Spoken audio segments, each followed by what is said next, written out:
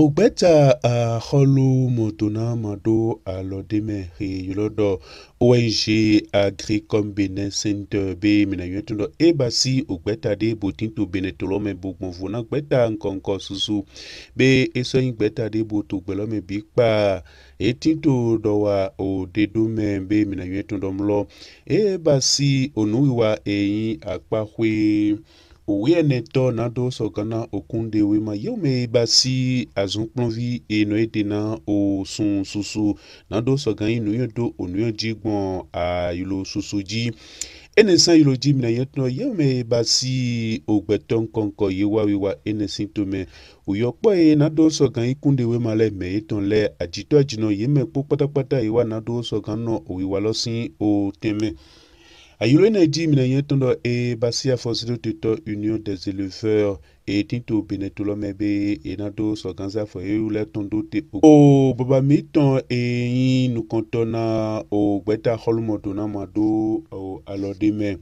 Agricom Benin Center o adusiba fidèle be nado sorgandondo o mele popapata tire mi kukare mi kudo tire de mide Enesan ilodi be baba miton a dusiba fidèle et dondo melekpo nado sokana o nwe basi avun iho ogbeta Agricom au Benin Center ton et donc pedina yume wa finele j'ai Agricom Center Benin na e wa gbonbo ye ka so kansio me yon we donde adunu na e so wa gbonbo ménage de me Demi friend ni ma odu na be jiro mi ton e. We when the Agricom Center Benin tindo. Aka so no people can see wa. Be a joto jan yin e. Pour exemple, tito me when jiro ton et le programme de lutte pour la sécurité alimentaire. Lutter pour quelque chose e be do yan kwa vun nan lo. Lutter contre e be do yan kwa vun. Nan lo ni ma yin ti chewe, donc mi le mi no kwa vun pour lutter pour sécurité alimentaire. Né dans la sécurité alimentaire, né sur le bon nous d'abé. Rien de quoi faire. Tu vois nous des maillons. Gaïna. Donc voilà, des dons nous d'abé dans les. Ils ont plombé l'eau. Puis mon coton. Ils sont là quoi moyen donc est-ce le boya de béni. Est-ce rentant dans le boya. Boya y orphelin, boya y démuni. Et mon Dieu bon y orphelin ma. Moi ici orphelin de mère, mon Dieu ouais pour y a ti doi. Cabina, dis mon coton c'est mi a Dieu et doigt. Il a des petits et promotion de l'auto-emploi. Mais quand il est-ce qu'il y a eu un salaire il a bloqué un clone de il a entreprendre des pépés dans le programme de Agricom Center Benin. Donc, il vient à ton arrondissement de Kuroko pour nous former et former. Et Minoblo volaille, agriculture, ouais, représentante, agriculteur et ton wafi. Comment va y vidéo qu'on soit pour l'agriculture d'office? Dans les bails, on trouve qu'il y a un peu de paiement ni comment. Est-ce que vous voyez? Donc, ils sont tout ce qui est élevage en général. Tu vois qu'il y a un plan quand il est bissé, il y a un peu quand il y a un plan pour les coups de maïton. Donc, il y a un plan quand il y a un coup de maïton pour Agricom Center Benin, et on était à quoi alors? Alors, quand tu es Minoblo, il y a un saïd bavé à hors, il m'a pas jamais vu. Aïd bavé man, oh, ni oui, m'a dit aïd bavé, et ni à aïd bavé, oui, m'a dit aïd bavé. Et ainsi aïd bavé, mon canton, vu mon canton pour nous. Pour la soirée, pour installer ton à crédit, ils m'ont dit l'oyon droit. Ça veut dire qu'il y a une formation et ton. Il y a un aïd bavé net au maintenant, 500 mètres carrés. Bien, toi, ils ont allé dire, montez le presse pour nous, peut-être après 3 ans. Parce que oui, m'a aïd bavé ton bureau ici. Oui, mais les il a ton et ça n'est à domicile. Pas fidèle d'un il y a 0 taria. Et là, toi, tu aller y faire activité de pour un éco-clonie, pour la bine, et un droit de ton à crédit. C'est-à-dire, avec un budget de 500 000, avec 200 000, nous avons collaborateurs de PCA, ONG, c'est un banquier. Et à Jean Koumiko, il a installé pour dire à crédit. Maintenant, il y a Jean, a dit crédit. Il y a Jean, il trouve, il dit, allez, quoi, il y a un million de Amlouan. Il nous manque un roton. Et dans ces locaux, pendant les sous activité d'installer, et là, ils sont activité dans les gens. Quand il y a un et dans ces bandes, on a quand il y a un projet, on a coupé. Kwa tonto wa so do figo do asima. E na se bando hen wi de na. Ne o de go kaka ne wa so na so ai ba si a ho jenwe. E na nyoe. Est-ce que vous voyez? Mon son ba élevage kere des filles mi do apprenti coiffeuse 18 ans. Et do Madrid coiffure mi qui do la prison civile en pardon. Mi do apprenti couturière. Vienne l'année il faut ils non installé et dans louer atelier ka bi ko na e. Pour machine à crédit. Pour rentrer à zone. Pere que kabuna soir il faut. Donc, les miens filles abandonnent, les ones là nous baillons mi, et les miens filles vont donc mal discuter les gars. Donc, prenons bien notre repos. Je vis Marcel ou Minayetuno et Bassin le Ponado so Gambasi Pataki ou Eyi ou Renyi et Nessin Aylotiwe et Plonundo Monopolo au dessous Moïse. Eke basi o hami ton le nyinyi na o han eze hana enado so ganyi hando ndudu te hanado so gandu na nino hanton e plon le po nado so gan plon de o koklo miton le yenodo azin on konko eneledo enele wa yeule ye basi beto ayilo ineji e basi no hiho ay hundide enado so ganje tumena onuwa ene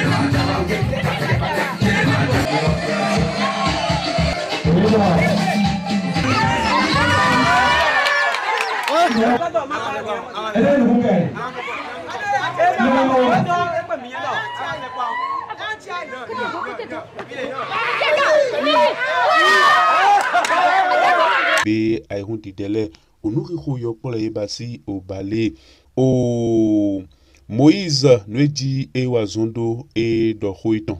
De nos jours, il est du constat que bon nombre de diplômés d'État sont à la maison à cause d'un manque, à cause d'un chômage volontaire, parce qu'ils n'ont pas cherché à s'auto-employer.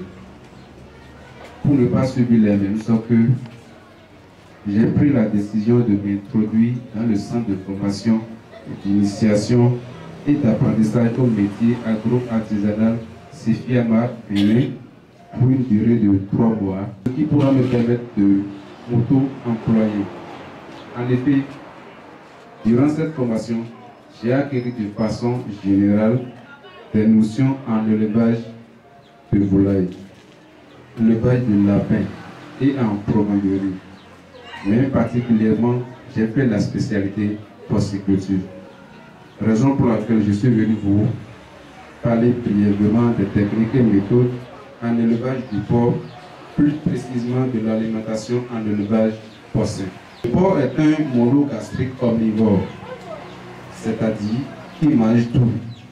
Il transforme une gamme très variée de produits et sous-produits non consommables par l'homme en produits de meilleure qualité qui est la viande.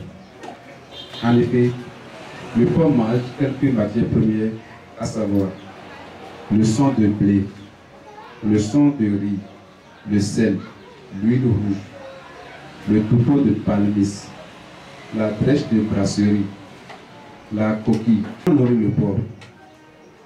le porc, il faut une formule d'un régime étant le calcul de la proportion dans laquelle les matières premières doivent être additionnées les uns aux autres pour obtenir un régime équilibré.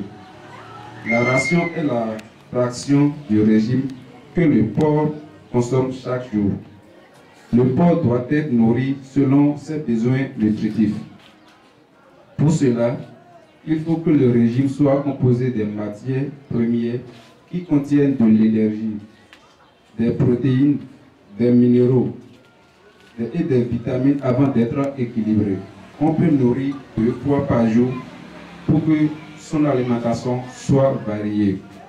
Cependant, cela ne voudra pas dire que une fois par jour, cela ne voudra pas dire que nourrir 1 fois par jour est une interdiction, mais à condition que la ration et le dosage soient respectés. L'alimentation des volailles dans les régions tropicales nécessite des informations appropriées sur les besoins nutritionnels des oiseaux afin d'atteindre des objectifs visés.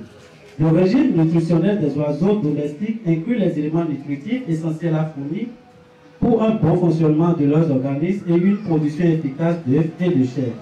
Ces éléments nutritifs sont classés en 5 groupes principaux. Nous avons les glucides, qui sont les sources d'énergie, les protéines, sources d'énergie également, les lipides, sources d'énergie également, les protéines, les acides aminés, les vitamines et les sels minéraux. Pour maintenir les volailles en bonne santé et leur permettre d'assurer le maximum de production viande et œufs, il est nécessaire de les apporter ou de leur fournir tout ce dont elles ont besoin. Pour ce faire, l'alimentation doit apporter des éléments plastiques et des facteurs de fonctionnement sur des sources citées. L'eau. Les volailles ont besoin d'un apport continu d'eau propre et fraîche. La consommation d'eau augmente avec l'âge. La présence d'eau dans l'organisme est essentielle pour l'absorption des nutriments et l'élimination des matières toxiques. Le manque d'eau risque de provoquer de graves retards de croissance et une forte baisse de production d'œufs.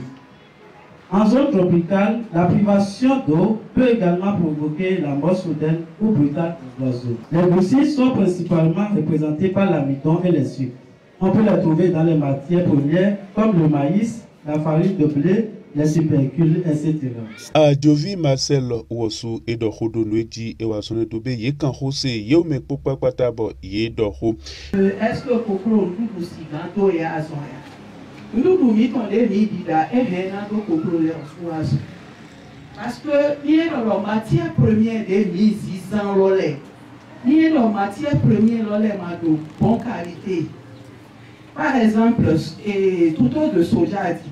Ils sont de blé l'homme en roue.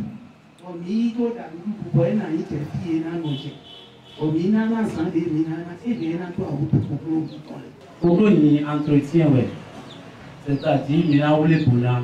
Nous devons les télé, nous devons les démarrage, nous devons les croissance de, nous devons les C3, c'est-à-dire étape poulette. Donc, et l'eau premier, nous comprenons les dos sont 0 à 5 semaines. Et dans la croissance 1. Donc 6 à 10e semaine, et dans la croissance 2. Continent les cambiomines, et tout le nom d'or. Et les watts de Boroa pour Boroa Miniana Nudu pour un haut, à Zantan. Na etele mi ngako bwana kwa haolo na Zantan. On est yala ile do rangu.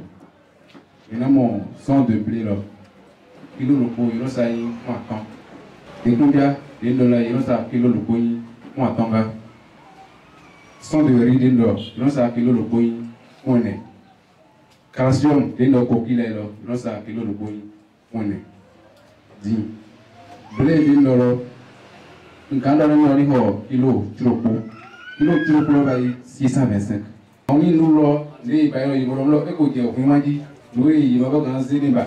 Il y a des soucis. Que les pauvres ont autour. Nous les sommes en photo. Il y a nous les pauvres.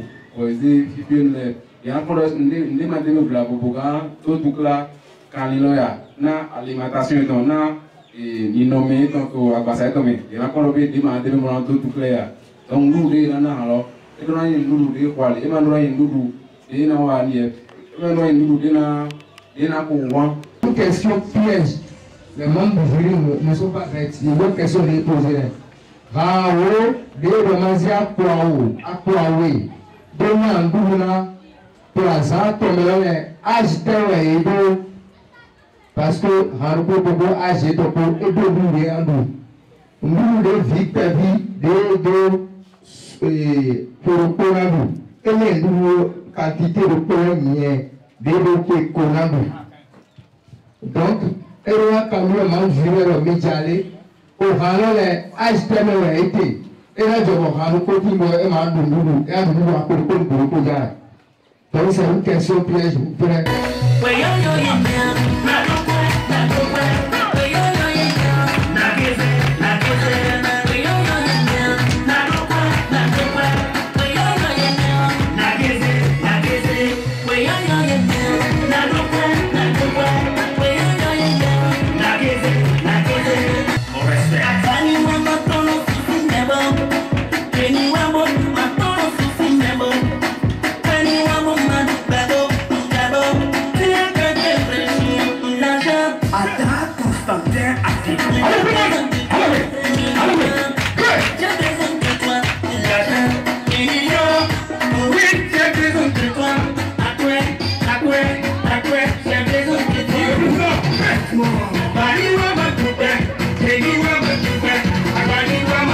Kena yeume wa flen boyin ovi bokron non konko be mina yetondo adjovi Marcel to ken koji edo owiene be ebasi homerun o dosu Moïse to ken koji edo foton o nukun a wetoten ene uome be mina yetondo wa ekelo yebasi to satidegbe azangban e wedo poto son zantonto we me teloton to noten ebasi ONG Agricom Benin Saint-Loton to dowa o dedomen.